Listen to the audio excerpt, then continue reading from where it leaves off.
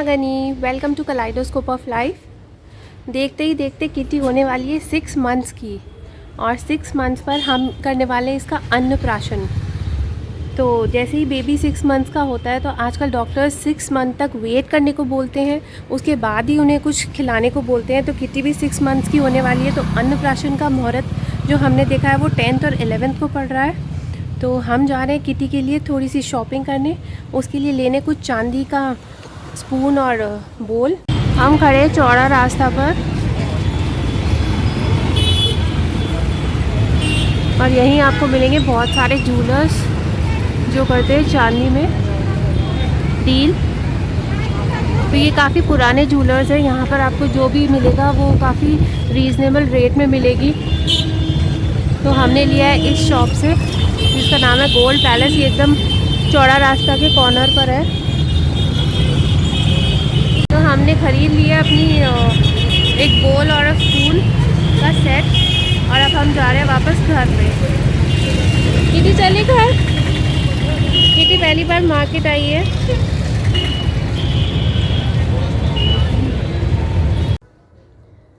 तो हम घर आ गए हैं। किटी सो गई है रास्ते में, बहुत थक गई थी।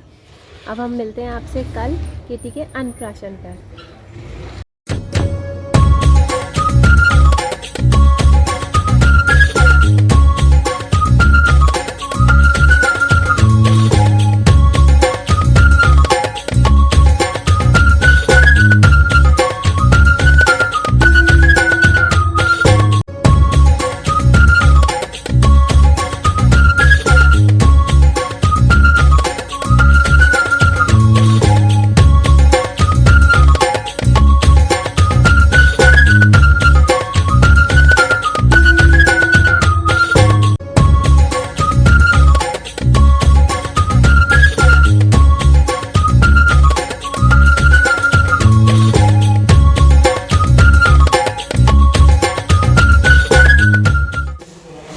तो अन्नप्राशन की सारी तैयारियां कर ली गई है और अब हम शुरू करने वाले हैं किटी का अन्नप्राशन।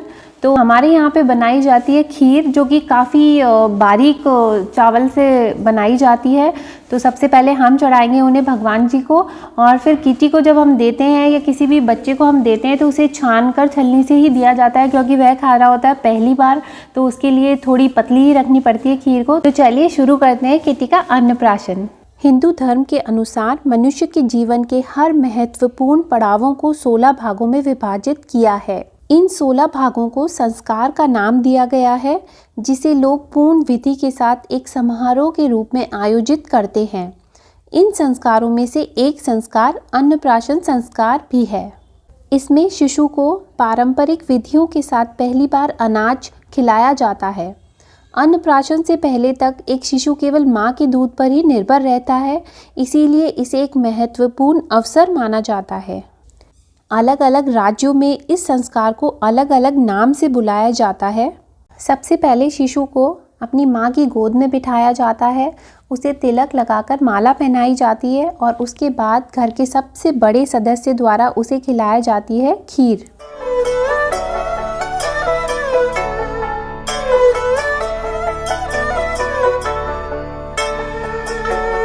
हमारे यहाँ पर शिशु को खिलाया जाता है चांदी की कटोरी और चम्मच से। खीर बनाने के बाद सबसे पहले भगवान को उसका भोग लगाया जाता है, उसके बाद घर के सबसे बड़े सदस्य द्वारा शिशु को वह खीर खिलाई जाती है। तो यहाँ पर सबसे पहले किटी के नाना और नानी ने उसे खीर खिलाई।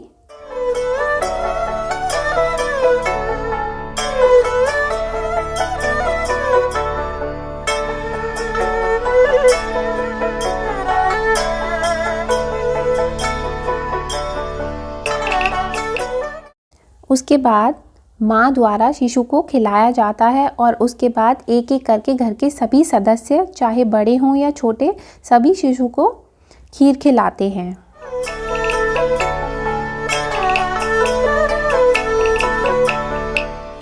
देश भर में अलग अलग राज्यों में इस संस्कार को अलग अलग नाम से बुलाया जाता है। आपके यहाँ इसे किस नाम से बुलाया जाता है हमें कमेंट करके ज़रूर बताइएगा। जिस तरह इसे अलग अलग राज्यों में अलग अलग नामों से बुलाया जाता है, उसी तरह अलग अलग राज्यों में इसे अलग अलग तरीके से मनाया जाता है। यह संस्कार शिशु के जन्म के 5वें महीने से लेकर 9वें महीने तक किया जाता है। हमारे यहाँ शिशु के 6 महीने के होने के बाद अन्नप्राशन संस्कार किया जाता है।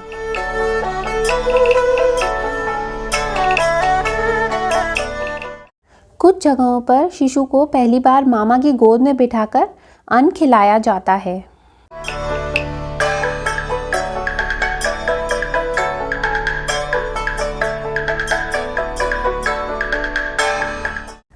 वहीं कुछ जगहों पर बच्चे के सामने मिट्टी, सोने के आभूषण, कलम, किताब और खाना रखा जाता है। इसमें से शिशु जिस पर हाथ रखता है उसी से उसका भविष्य का अंदाजा लगाया जाता है।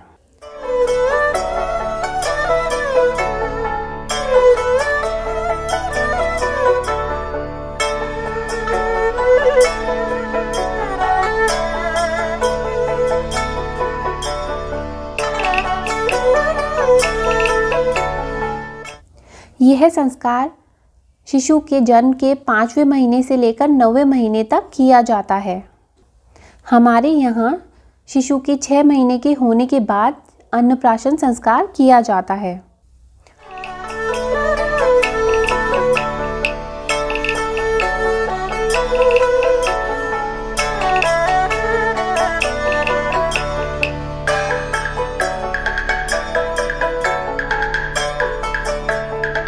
तो ऐसी कुछ मान्यताएं हैं जो अन्नप्राशन संस्कार से जुड़ी हुई हैं।